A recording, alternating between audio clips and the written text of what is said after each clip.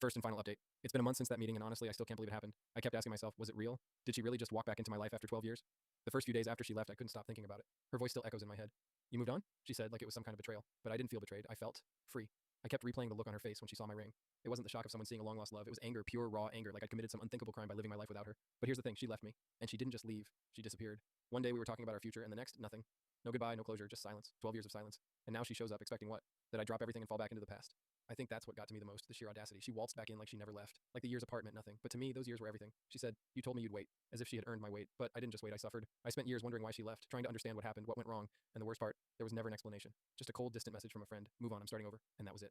But I didn't stay stuck in that moment. I couldn't. I had to live. I had to rebuild myself, even if it meant starting over from nothing. So I did. I focused on my future, on my goals. I met someone new, someone who didn't make promises. She didn't make me wait. She just showed up. She was there, day after day. And she loved me in a way that felt real, not like some fairy tale I was trying to make work. Then this call comes in. It's her, the voice says, and I almost didn't pick up, but I did.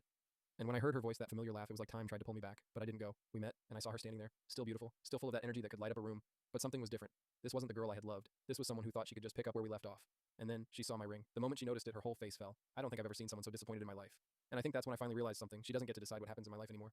She stared at me, her eyes practically pleading. You moved on? She asked, her voice breaking. You promised you'd wait for me. I looked at her, really looked at her, and finally said what I needed to say for years. I waited for answers, for closure. I waited for you to show up, but you didn't. You left. And I survived. Her face turned red, her jaw clenched. You lied to me, she shot back. And I'm not gonna lie. Something snapped in me at that moment. No, you lied to me. You told me to wait, but you never came back. You didn't just leave me. You left the idea of us behind. I built a life, a real life, while you were busy running from yours. And now you expect me to just drop it all and go back to who we were? She opened her mouth to say something, but I didn't want to hear it. I was done. I stood up, walked out of the coffee shop, and left her standing there. No tears, no regrets, just done. I've been thinking a lot about that day. About how easy it would have been to let the past take me over. To let her guilt trip me into feeling like I owed her something.